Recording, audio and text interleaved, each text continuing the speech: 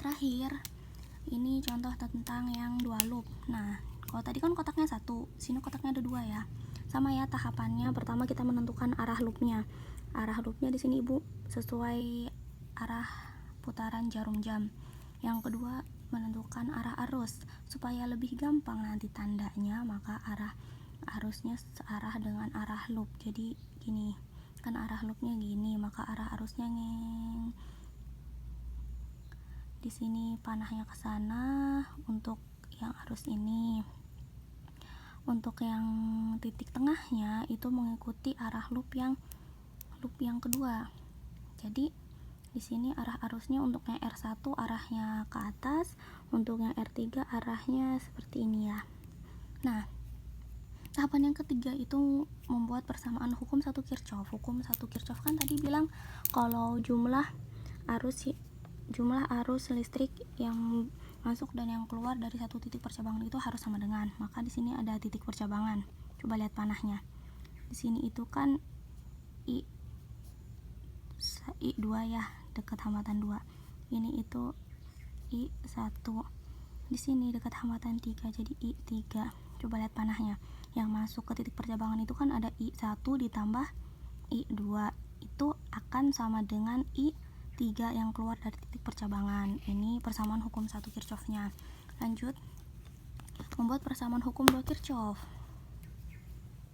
Kita buat persamaan hukum 2 Kirchhoff-nya dan kita seperti tadi ya tahapannya. Kita lihat pertama bertemu dengan kutub positif baterai, E1-nya positif, bertemu dengan R1, tapi lihat arah loopnya ke sana, tapi arah arusnya ke sana, makanya dia jadi negatif ya, harus diingat. Lanjut, bertemu dengan beda potensial baterai yang positif, maka E2-nya positif, I1-nya kan tadi arahnya ke sana dan loopnya pun gini ya, maka di depan huruf I-nya itu jadi positif juga. E1-nya itu 14, R1-nya diketahui 6, E2-nya itu 10, dan R2-nya itu 4 ohm. 14 ditambah 10 yaitu 24. Biasakan di sini beda potensial dulu baru yang I dikalikan R agar lebih rapi penulisannya. Lanjut, dan ini berurut ya, I1 dan I2. I1-nya di sini di sini harusnya negatif, Ibu tuliskannya.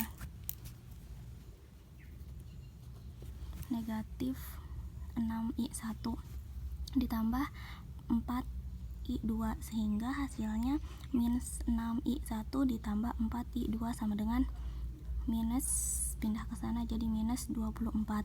Di sini tidak mempengaruhi I3, I1 dan I2, jadi tidak perlu disubstitusi. Sini hasil dari loop satunya. Loop yang 2 substitusi persamaannya sama ya, E2-nya, R1-nya dan R3-nya disubstitusi seperti tadi. E2-nya kenapa negatif? Karena kita lihat kan jalan dari sini, kita bertemu negatif baterai, bertemu R1-nya searah dengan arah loop jadi positif, bertemu dengan R3-nya arah arus di R3 searah dengan arah loopnya sehingga di sini positif. Substitusi nilai E2, R1 dan R3, substitusi. Di sini nilai E-nya pindah ya.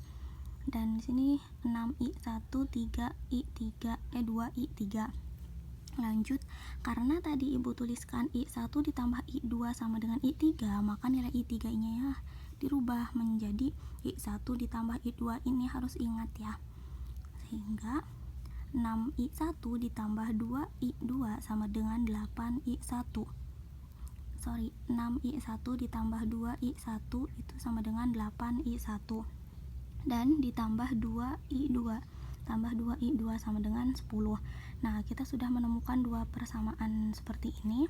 Lanjut, tahapannya itu kita eliminasi ya kalau yang hukum 2 Kirchhoff. Ini persamaan 1, ini persamaan 2. Supaya salah satu bagian habis, maka yang atas dikalikan 1, yang bawah dikalikan 2, menghasilkan ini. Oke, setelah dikalikan kita kurangi, minus 24 dikurangi 20 itu minus 44. 4I2 dikurangi 4I2 itu kan 0. minus 6I1 dikurangi 16I1 itu minus 22I1, sehingga I1 nya itu minus 44 dibagi minus 22. Nah ini harus ingat ya, 44 dibagi 22 bukan 22 dibagi 44, jangan sampai tertukar. Sehingga dihasilkan I1 nya itu 2 ampere. Karena kita ingin mencari tahu I1, I2 dan I3, nilai I1 nya kita substitusi di salah satu persamaan. Melihat bentuknya lebih mudah substitusi ke persamaan yang loop 2. 8I1 tambah 2I2 sama dengan 10. 8 dikalikan nilai I1 nya itu 2 ditambah 2I2 sama dengan 10. 2I2 sama dengan 10 dikurangi 16 ini dari 8 dikali 2 itu 16, sehingga I2 nya 10 dikurangi 16 itu minus 2. Dibagi 2 dari sini, ingat jangan sampai tertukar kalau mau menanyakan yang hal ini. Yang di dekat dianya itu yang dibagikan yang seberangnya. I2 sama dengan minus 6 dibagi 2 itu minus 3. Terakhir I2 sudah, tinggal I3.